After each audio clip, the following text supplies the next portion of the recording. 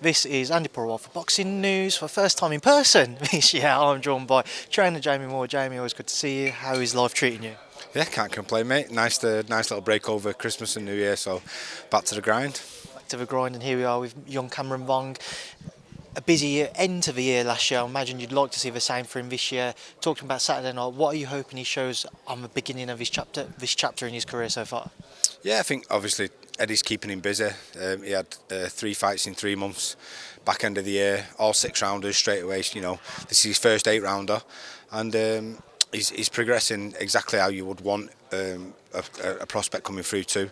He's getting a few lessons on board. You know, the last opponent was probably what you would class as a journeyman, and he's probably the first one out of all three, because we want to match him, not difficult but sterner test than you would generally get, because I don't want him to go backwards. I don't want him to get a false sense of where he's at, and again, this process of not just going in there with someone who's 2 and 36, going in with people who are ambitious, who are going to come and try and win, so that make sure he takes some valuable lessons on board. You've spoken highly, Jamie, of the talent that Cameron possesses. When, let's say, if he was to go on to deliver what you believe he can in his career, how do you go about just kind of keeping him level-headed, making sure he doesn't go and get ahead of himself? Well, exactly that. Just keep reminding him that what people say about him, a lot of the time will be dramatised and sort of put cream on it, and just make it sound a bit sort of bigger and more emphatic, and just to make sure that he keeps his feet on the ground, doesn't get carried away with himself. So I'm glad, I think in being around us and making sure that someone's around you on a daily basis, making sure that you keep your feet on the ground is the most important thing.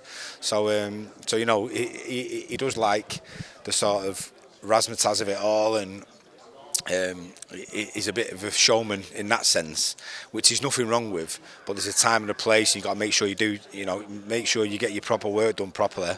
And then, obviously, like I said, there's a time and place for it. But you've got to make sure you keep it sort of a lid on it sometimes. You know what I mean? Provided things do go to plan for him on Saturday night, how do you envisage then the rest of this year playing out for him? Just active, keeping a young prospect active is key, and I'm glad that Eddie and Frank have sort of backing him in that way, and they've got him planned to be out in sort of April time, then again in June, and against sort of good level of opposition. So that's all you can ask for is activity against a decent level of opposition. As for a 21-year-old to have had, hopefully by the summer comes round, he'll have had 6 or 7 fights in sort of 8 months, which you can't ask for any more than that. The Jordan Flynn fight, one of those? Yeah, listen, 100%. And I don't know how that's come about. It's obviously social media, the magic of social media. And Jordan Flynn apparently is a super featherweight, I've been seeing. I saw Sonny Edwards put something out there, but no one's ever going to reply to Sonny Edwards, because you don't want to end up with a backlash of it. But listen, if that fight happens, that fight happens. It's the 2 young lads coming through, and I admire the guts of them both to try and step in there and go in with someone who's a sort of unknown test. Moving forward, Jamie, on sort of the topics, things seem to be a little bit quiet on the Taylor-Catterall 2 front. Anything you can tell me? Listen, they're in negotiations. I know both lads want it, and I don't think it'll be too far that there's too far off coming to some sort of agreement for it. So it's a shame that Jack's not been able to get a world title shot, which I feel like he's hung around and he's waited around for. I know Taylor's lost to Lopez, and it's probably the right time for both guys to sort of go, why not? We stood around waiting for it. I'm sure they'll be able to do it as some sort of eliminator or final eliminator for a world title, and it's a fight that all the boxing fans want to see. It's certainly one that Jack wants, and by the sound of it, it's certainly one that Josh Taylor wants as well. So hopefully they're close to getting a deal done. Hate's a very strong word, but I imagine maybe in personal conversations it might have come about between the pair of them in the build-up to a potential second fight. With that in mind, and given this rivalry which has now built continuously throughout since the first fight, do you think it would be a different type of fight to what we saw first time around? Mate, I've no idea. You'd be second guessing, wouldn't you? Emotions come into play a lot in build-ups, especially when there's a bit of needle there. But part of being a professional is being able to keep a lid on it, control your emotions. It's one of the things you're taught in a boxing gym as a kid. Is you can't let your emotions run. You know, you've got to control it with your head rather than your heart. So I'm sure the build-up will be feisty. I'm not sure they'll have too many nice things to say about each other, but that's what makes it spicy, and that's what the reason why people want to see it, because of obviously the sort of story surrounding the first fight going into a rematch 2 years later when it's been made a couple of times and it fell through. It's sort of really it feels like it's probably better now to have it done 2 years down the line when it's sort of matured a little bit and there's a little bit more of a backstory to it than there was initially. Obviously, Jamie, just an update on the other fight, a potential trilogy between Chantel and Katie. Anything you can tell us on that front? I've literally heard nothing. I've not heard anything. So I've heard as much as everyone else has heard on social media. So yeah, it's quite quiet. But listen, if that's a big fight, and if I'm sure if Eddie thinks it's big enough to make, then I'm sure he will. Hopefully we do get to see that one run back again. Moving away from everything in your gym, Jamie, just get your thoughts on a few other topics. Saw John Ryder fall short against Jaime Munguia this past weekend. John, a brilliant professional, has done as much as he can with his career and hopefully gone on to make enough money to enjoy a life outside of boxing. Just kind of your reflections on seeing what we saw on Saturday night and now he's entered retirement. Mate, I just think that he's had a fantastic career. He's a nice man, John Ryder, and he's very knowledgeable. Got so much experience. So I'm glad when I read his retirement statement and the end part where he said, "You're not getting rid of me. I'm going to be staying around, helping in the gym with Tony Sims, passing on his knowledge." That's perfect, because I just believe that for the next sort of generations to improve and get better and be able to not just follow in fighters like John's footsteps, but even get better, because it's always better for ex-fighters like ourselves to have walked down that path and made mistakes and then be able to turn around to the fighters coming through now who they've got a lot more benefits from us as time goes on and science improves and fitness and everything gets better. Then you can add the craft to it and also go, listen, don't do that because that's a mistake. I've already been there, I've done that. And I'm glad, I like fighters like John who've got a wealth of experience, knowledgeable, calm, relaxed persona. I think he'd make a perfect coach. On the same weekend of that, we saw Conor Benn successful out in America against the weekend after rather, Conor Benn successful against Pete Dobson, a bit more of a difficult fight than what most might have imagined beforehand. Since then, talks of a potential Tank Davis fight, I will hold my hands up and say I'd be surprised if it was to happen, but you hold any interest in the potential Conor Benn and Tank Davis fight? Listen, there's a lot of different fights being mentioned for Conor Benn, and I think he's got to take that as a compliment, because a lot of people are calling him out or mentioning his name. And I know he's different now because the numbers aren't just sort of counted from views on TV. It's clicks online and stuff like that. And obviously Conor gets a lot of attention online.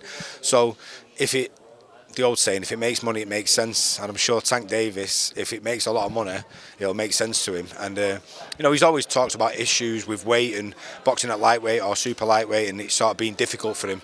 So I'm sure he wouldn't be out of the question for him to take a fight against Conor Benn, because, going off that performance last time,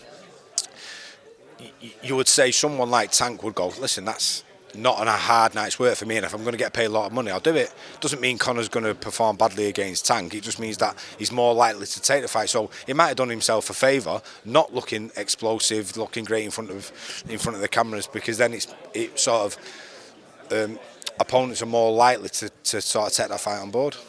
Some disappointing news at the back end of last week as well, the Tyson Fury-Usyk fight being postponed. I want to get your thoughts on the postponement there, the cut, and obviously there's been a lot of talk since as to is 3 months enough time for a cut like that to heal well enough for it not to maybe be a problem to open back up in their fight come May 18th now?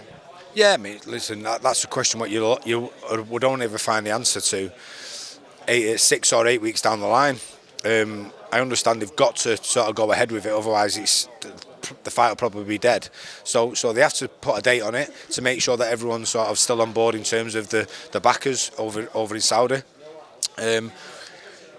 I don't like the narrative of that was done on purpose and stuff like that. These things happen, you know what I mean? It happened. I got cut 10 days before I fought Matthew Macklin underneath my eye, and luckily it was a small cut. But these things happen in boxing. You're getting punched in the face, and you have to spar that close to a fight to make sure that your timing's there and your sharpness is there. So it is a risk, but it just happens. So I just think that, moving forward, if Tyson Fury gets 4 to 6 weeks from now down the line, and it looks like it's not quite healed as much as he would like, he'll just give it another couple of weeks. He's already basically done a full camp, so he'll just maintain that fitness, and hopefully, when he spars again, he probably won't spar as often as he would like to, but he'll just have to adjust his training camp to suit the needs.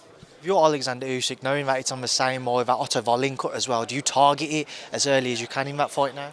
Well, in theory, you'd like to think so, but it's easier said than done. And especially with someone like Tyson, whose dimensions are so sort of tall and awkward. I mean, yeah, like I say, so it's like saying Tyson Fury should target Usyk's body because apparently he's weak downstairs. That's easier said than done as well, because Usyk's sort of ring craft and generalship and controlling the distance and tempo is so good. So I'd imagine he'll try his best to aim for that eye, but it's not a given. Very quickly, James, we'll get your thoughts on some fights coming up. Fabio Wardley, Fraser Clarke press conference yesterday. Great British heavyweight title fight. Your take on it? Yeah, great fight. Surprised that it's happened now. I think I was waiting on Fraser Clarke to maybe have another 2 or 3 fights, especially with the way that Fabio Wardley seems to have come on in leaps and bounds over the last 12 months. Really, he's sort of most improved fighters in the country. He's right up there with it, and a nice man. They're both nice guys, and I expected it to maybe happen in 6 or 12 months' time. But I'm looking forward to seeing it as a fan. I'll be sat there with a popcorn watching it. I just think it might be. You've got to look at Fraser Clarke and his age, and they have to move him. They've got to go with it now, and maybe they're looking at how fast Fabio Wardley's improved in that short space of time, and they might have edged the bets and gone, listen, let's do it now, instead of waiting 6 or 12 months, because it might be even better then. So let's do it now. So I've just got a feeling that Fraser is setting his style, and he isn't going to be able to adapt and change much, whereas Fabio Wardley's improving all the time, and I've just got a feeling that might be the deciding factor. Joshua Ngannou, Jamie, no slip-ups on AJ's behalf? I can't see it, but we never envisioned Tyson Fury ended up on his backside, and on paper you would think that Tyson Fury should be more evasive than AJ, even though AJ's worked over the last few years on his ring craft and his ring generalship and his positioning and his defence, but his last fight was the best he's performed in a long time, in terms of he just went in there, relaxed and let his hands go. So I can't see any slip-ups. Please don't let us see any slip-ups, because I really, if Tyson Fury comes to Usyk, I want to see AJ v Fury. On that undercard, and one which you might need to pull some splinters out, Zhang and Joseph Parker. Do you know what? I love Joseph Parker. I really think he's having that Indian summer where he's been through some bad patches. He's took the lessons on board, and he's still performing at the highest level.